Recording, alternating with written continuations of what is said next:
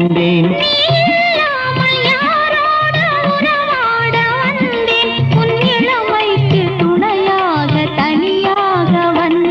நான் மலரோடு தனியாக ஏன் இங்கு நின்றேன்? என் மகாராணி உன்னை காண ஓடோடி வந்தேன்.